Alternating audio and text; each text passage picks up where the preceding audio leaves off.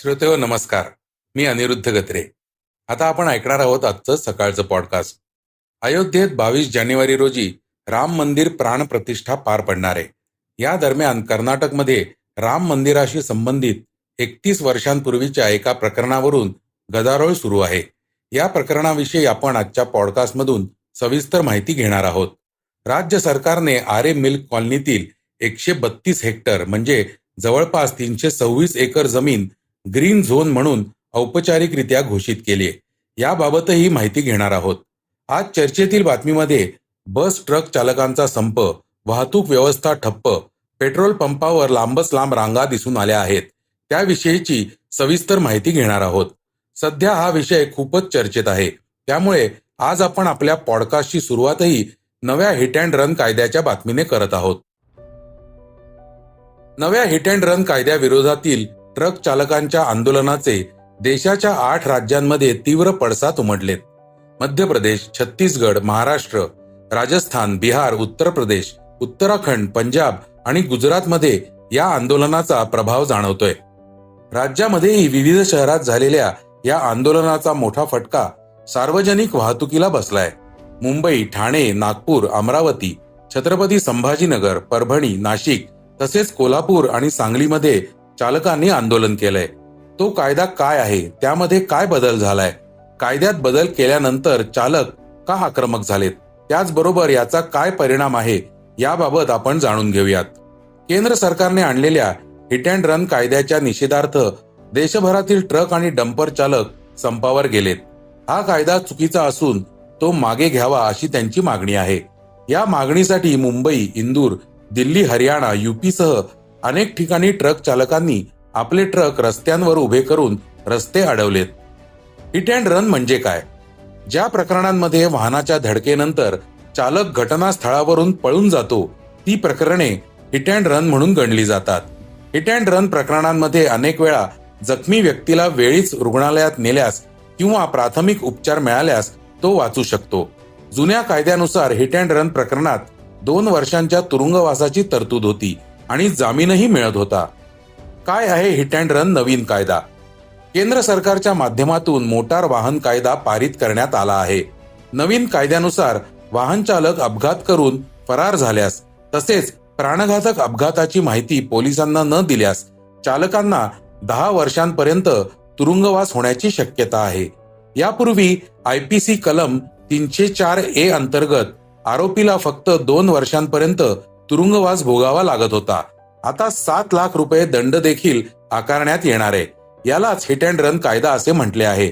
यापूर्वी या प्रकरणात आरोपी चालकाला काही दिवसात जामीन मिळायचा आणि तो पोलीस ठाण्यातूनच बाहेर पडत असे. मात्र या कायद्यांअंतर्गत 2 वर्षांच्या तुरुंगवासाचीही तरतूद होती. कलम 104 मध्ये हिट अँड रन कायद्याचा उल्लेख. नव्याने तयार करण्यात आलेल्या भारतीय न्याय संहितेच्या कलम 104 मध्ये हिट अँड रन कायद्याचा समावेश करण्यात आलाय. यानुसार चुकीच्या पद्धतीने वाहन चालवल्यामुळे किंवा निष्काळजीपणामुळे एखाद्याचा मृत्यू झाल्यास चालकाला जास्तीत जास्त 7 वर्षांची शिक्षा आणि दंडही ठोठावला जाईल. कलम 104A मध्ये याचा उल्लेख करण्यात आला आहे. त्याचवेळी कलम 104B मध्ये असे स्पष्टपणे लिहिले आहे की जर अपघात झाला आणि वाहनाला धडक दिल्यानंतर चालक स्वतः किंवा वाहनासह घटनास्थळावरून पळून गेला तर त्याला 10 वर्षांच्या तुरुंगवासाची शिक्षा होईल. केवळ ट्रक चालकच नाही तर बस, टॅक्सी, ऑटो चालकही याला विरोध करत आहेत. नवीन नियम खासगी वाहन चालकांनाही लागू होतील आणि नवीन कायद्यातील तरतुदी खूप कडक असल्याचे त्यांचे म्हणणे आहे. कायदा का कडक केला? हिट अँड रनचे आकडे पाहिले तर नवीन कायदा अधिक सक्त का करण्यात आला याचे कारण समजू शकते. सरकारी आकडेवारीनुसार दरवर्षी 50,000 लोक हिट अँड रन प्रकरणांमध्ये आपला जीव गमावतात. आंदोलक वाहन चालकांनी असा युक्तिवाद केला की धडकेनंतर पळून गेल्यास नवीन कायद्यानुसार त्यांना कठोर शिक्षा भोगावी लागेल आणि थांबल्यास घटनास्थळी उपस्थित जमावाकडून त्यांच्यावर हल्ला होऊ शकतो. अनेकदा रस्ता अपघात झाल्यास घटनास्थळी उपस्थित जमाव संतप्त होऊन चालकावर हल्ला करतात. अनेक वेळा हा हिंसक जमाव केवळ मारहाण करून थांबत नाही तर त्या प्रकरणाला मॉब लिंचिंगचे स्वरूप येते. हिट अँड रन कायद्याबाबत काय म्हणतात कायदेतज्ञ? हिट अँड रन कायद्याबाबत नव्या कडक तरतुदींमुळे आव्हान वाढू शकते, असे कायदे तज्ज्ञांचे म्हणणे आहे. वास्तविक अपघातानंतर चालकाला पोलीस किंवा दंडाधिकाऱ्यांना कळवावे लागेल, असे त्यात म्हटले आहे. जर तो पीडितेला मृत सोडून पळून गेला तर त्याला 10 वर्षांपर्यंत कारावास आणि दंड होऊ शकतो. हा दुहेरी त्रास असल्याचे तज्ज्ञांचे म्हणणे आहे. अपघातानंतर ड्रायव्हर थांबला आणि पीडित व्यक्तीला हॉस्पिटलमध्ये घेऊन जाण्याचा विचार केला तर जमाव त्याला बेदम मारहाण करू शकतो. अशा घटना अनेकदा घडल्या आहेत. आता जर तो थांबला नाही तर त्याला 10 वर्षांच्या कारावासाची शिक्षा होणार आहे. अशा प्रकारे हा कायदा दुधारी तलवार ठरू शकतो आणि त्यामुळेच आंदोलने सुरूच आहेत. कर्नाटकमध्ये राम मंदिराशी संबंधित 31 वर्षांपूर्वीच्या एका प्रकरणावरून गदारोळ सुरू आहे. याविषयी आपण अधिक माहिती घेणार आहोत. अयोध्येत 22 जानेवारी रोजी राम मंदिर प्राणप्रतिष्ठा पार पडणार आहे. या दरम्यान कर्नाटकमध्ये राम मंदिराशी संबंधित 31 वर्षांपूर्वीच्या एका प्रकरणावरून गदारोळ सुरू आहे. येथे 31 वर्षे जुन्या प्रकरणाशी संबंधित राम मंदिर आंदोलनातील कारसेवकाला अटक करण्यात आली आहे. यानंतर भाजपने कर्नाटक सरकार विरोधात आंदोलने सुरू केली आहेत. भाजपचे म्हणणे आहे की काँग्रेस सरकार मुद्दाम कारसेवकांना त्रास देत आहे. त्यामुळे बंगळुरू येथे या अटकेच्या विरोधात आंदोलन केलं जाणार आहे. नेमकं प्रकरण काय आहे? 1992 मध्ये जेव्हा बाबरी मशीद पाडण्यात आली त्यानंतर कर्नाटक येथील हुबळी येथे आंदोलन करण्यात आलं होतं. येथे झालेल्या हिंसाचारात 50 वर्षीय कारसेवक श्रीकांत पुजारी यांनी आरोपी बनवण्यात आलं होतं. या प्रकरणात 31 वर्षांनंतर पुजारी यांना अटक झालीय. या अटकेच्या कारवाईनंतर भाजपकडून याचा विरोध होत आहे. एसडीपीआय आणि पीएफआय यांना मोकळं सोडून देणारे मुद्दाम 31 वर्षांनंतर राम भक्ताला अटक करत आहेत, असे भाजपचे म्हणणे आहे. राम मंदिर यांच्या डोळ्यात खुपत आहे म्हणून हे केलं जात आहे. याच्या विरोधात भाजपकडून संपूर्ण कर्नाटकात आंदोलन केलं जाणार आहे. हे प्रकरण बऱ्याच दिवसांपासून प्रलंबित होतं आणि एका अभियानाअंतर्गत हे प्रकरण निकाली देखील काढण्यात आलंय. मात्र आता तब्बल 30 वर्षांनंतर या प्रकरणात अटक करण्यात आली आहे. आरोपीवर दंगलीत सहभागी असल्याचा आरोप होता तेव्हा तो 20 वर्षांचा होता. या मुद्द्यावरून भाजपचे ज्येष्ठ नेते सी.टी. रवी म्हणाले की काँग्रेसला राम मंदिराची अडचण वाटत आहे. त्यांना राम मंदिर एक काल्पनिक पात्र वाटत होतं. 30 वर्षांपूर्वी काही झालं आणि आता त्यावरून अटक करत आहेत. हे लोक एसडीपीआय किंवा पीएफआयच्या आरोपींना सोडून देतात पण राम भक्तांना अटक करतात. आरे मिल्क कॉलनी संदर्भात एक महत्वाची बातमी आता आपण ऐकणार आहोत. राज्य सरकारने आरे मिल्क कॉलनीतील 132 हेक्टर म्हणजे जवळपास 326 एकर जमीन ग्रीन झोन म्हणून औपचारिकरित्या घोषित केली आहे. त्यामुळे आता संपूर्ण आरे भाग ग्रीन झोन मध्ये आलाय.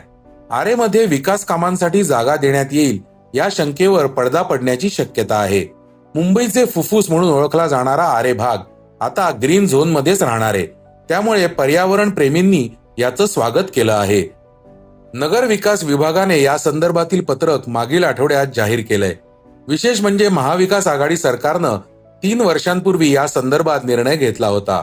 उद्धव ठाकरे सरकारने 705 एकर आरेची जागा जंगलांसाठी राखीव ठेवली होती. आरे वसाहतीमधील शाळेचे वेळापत्रक बदलण्यास विरोध. ग्रीन झोन मध्ये घेण्यात आलेली 132 हेक्टर जागा ही राजीव गांधी नॅशनल पार्कच्या इको सेन्सिटिव्ह झोन मध्ये येते. 166 हेक्टर पैकी 33 हेक्टर जागा ही मेट्रो 3 कार शेडसाठी वापरली गेली आहे. आरे मिल्क कॉलनी ही गोरेगाव उपनगराचा एक भाग आहे. काय आहे प्रकरण? राज्य सरकारने आता सर्व आरे मिल्क कॉलनीला ग्रीन झोन म्हणून जाहीर केलंय. आरे भागाचं संरक्षण करण्याची मागणी पर्यावरण प्रेमी कार्यकर्त्यांकडून होत होती. यासाठी काही वर्षांपूर्वी मोठे आंदोलन देखील उभारण्यात आले होते. या संदर्भातील नोटिफिकेशन मागील आठवड्यात जाहीर करण्यात आलंय. यात 132 हेक्टर जमिनीला देखील ग्रीन झोन म्हणून घोषित करण्यात आलंय. 2016 मध्ये राज्य सरकारने आरे भागातील 165 हेक्टर जागा इको सेन्सिटिव्ह झोन मधून म्हणजेच ESZ मधून वगळण्यात यावी अशी मागणी केंद्र सरकारने केली होती. ती स्वीकारण्यात आली आहे. या 163 पैकी 33 हेक्टर जागा मेट्रो 3 कार शेडसाठी वापरण्यासाठी होती. त्यानंतर मोठा वाद निर्माण झाला होता.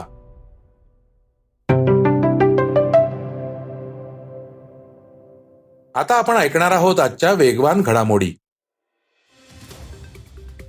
इंडिया आघाडीच्या दिल्लीतील बैठकीत मिळालेल्या वागणुकीमुळे नाराज असल्याचा दावा करण्यात आलेले बिहारचे मुख्यमंत्री नितीश कुमार यांचे मन वळवण्याचे प्रयत्न सुरू झालेत. नितीश यांना आघाडीचे संयोजक पद किंवा समकक्ष पद देण्याबद्दल काँग्रेसकडून घटक पक्षातील इतर नेत्यांची चर्चा करून चाचपणी सुरू केल्याचं समजतं. गेल्या 19 डिसेंबरला दिल्लीत झालेल्या बैठकीत पश्चिम बंगालच्या मुख्यमंत्री ममता बॅनर्जी यांनी पंतप्रधान पदाचे उमेदवार म्हणून काँग्रेस अध्यक्ष मल्लिकार्जुन खरगे यांचे नाव पुढे करावे असा प्रस्ताव मांडला होता. टाटा कन्सल्टन्सी सर्व्हिसेसला म्हणजे TCSला महाराष्ट्र सरकारकडून कर्मचाऱ्यांच्या बदली संदर्भात नोटीस मिळाली आहे. महाराष्ट्र सरकारच्या कामगार विभागाने टाटा समूहाची IT कंपनी TCSला ही नोटीस पाठवली आहे.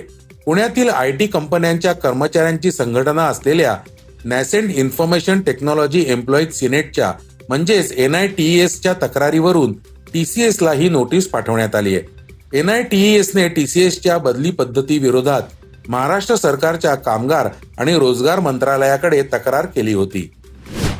महात्मा ज्योतिराव फुले आणि सावित्रीबाई यांच्या संघर्षमयी प्रवास दाखवणारा सत्यशोधक हा चित्रपट प्रदर्शनाच्या उंबरठ्यावर येऊन ठेपलाय.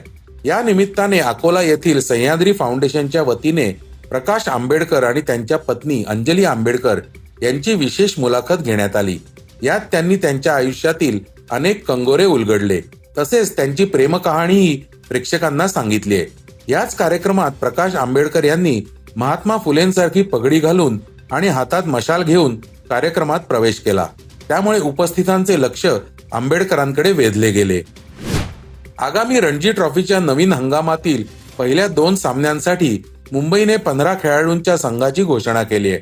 भारताचा युवा फलंदाज पृथ्वी शॉला यामध्ये स्थान मिळालेले नाही, तर अजिंक्य रहाणे सलग दुसऱ्या सत्रात संघाचे नेतृत्व करणार आहे. मुंबई 5 जानेवारीला बिहार विरुद्धच्या मोहिमेला सुरुवात करेल.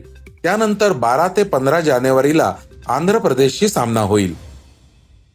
आता आपण ऐकणार आहोत आजची चर्चेतील बातमी. केंद्र सरकारच्या नवीन वाहन कायद्याविरोधात ट्रक चालकांचा संप सुरू आहे. केंद्र सरकारने पारित केलेल्या मोटार वाहन कायद्याला देशभरातील तीव्र विरोध बस ट्रक चालकांनी केलाय. महाराष्ट्रासह अनेक राज्यात ट्रक चालकांनी बंद पुकारलाय. अनेक भागात याचा परिणाम दिसून येतोय. केंद्र सरकारने हिट अँड रन बाबत आणलेल्या नवीन कायद्याच्या विरोधात बस ट्रक चालक संपावर असून त्यामुळे वाहतूक व्यवस्था पूर्णपणे ठप्प झाली आहे. इंधन न मिळाल्याने पेट्रोल पंपावर लांबच लांब रांगा लागल्या आहेत. केंद्र सरकारने आणलेल्या हिट अँड रन कायद्याच्या निषेधार्थ देशभरातील ट्रक आणि डंपर चालक संपावर गेले आहेत. हा कायदा चुकीचा असून तो मागे घ्यावा अशी त्यांची मागणी आहे. या मागणीसाठी मुंबई, इंदूर, दिल्ली, हरियाणा, UP सह अनेक ठिकाणी ट्रक चालकांनी आपले ट्रक रस्त्यांवर उभे करून रस्ते अडवले आहेत. यापूर्वी या प्रकरणात आरोपी चालकाला काही दिवसात जामीन मिळायचा आणि तो पोलीस ठाण्यातूनच बाहेर पडत असे. मात्र या कायद्यांतर्गत 2 वर्षांच्या तुरुंगवासाचीही तरतूद होती. नवीन कायद्याविरोधात ट्रक चालकांमध्ये का आहे संताप? सरकारच्या या निर्णयानंतर ट्रक चालकांमध्ये प्रचंड संताप आहे. हे पूर्णपणे चुकीचे असल्याचे त्यांचे म्हणणे आहे. सरकारला हा कायदा मागे घ्यावा लागेल. याबाबत ग्रेटर नोएडाच्या इकोटेक 3 भागात ट्रक चालकांनी आपली वाहने उभी करून रस्ता अडवला आणि घोषणाबाजी केली. मात्र पोलिसांनी समजूत काढल्यानंतर त्यांनी आपली वाहने हटवली. राज्यभरातील पेट्रोल पंप बाहेरची स्थिती काय? केंद्र सरकारच्या नव्या वाहन कायद्याला विरोध म्हणून देशभरातील वाहन चालकांनी 3 दिवसांसाठी संप पुकारलाय. संपामुळे इंधन पुरवठ्यावर परिणाम झालाय. पुढील काही दिवसात पेट्रोल मिळणार नाही या अफवेमुळे पंपावर इंधन भरण्यासाठी गर्दी झाली होती. तर श्रोते हो, हे होतं आजचं सकाळचं पॉडकास्ट. आजचं सकाळचं पॉडकास्ट तुम्हाला कसं वाटलं हे आम्हाला सांगायला विसरू नका. युट्यूबवर देखील तुम्ही सकाळचं पॉडकास्ट ऐकू शकता. त्यावरील तुमच्या प्रतिक्रिया, सूचना आमच्यापर्यंत जरूर पोहोचवा. आणि सगळ्यात महत्त्वाचं म्हणजे सकाळचं पॉडकास्ट तुमच्या मित्रांना, कुटुंबियांना नक्की शेअर करा. उद्या पुन्हा भेटूयात. धन्यवाद. वाचा, बघा आणि आता ऐका आणखी बातम्या isakal.com वर. तुम्ही हा पॉडकास्ट सकाळच्या वेबसाईट आणि ऍप वर सुद्धा ऐकू शकता. विसरू नका, या पॉडकास्टला आपल्या आवडीच्या पॉडकास्ट ऍप वर सबस्क्राईब किंवा फॉलो करायला.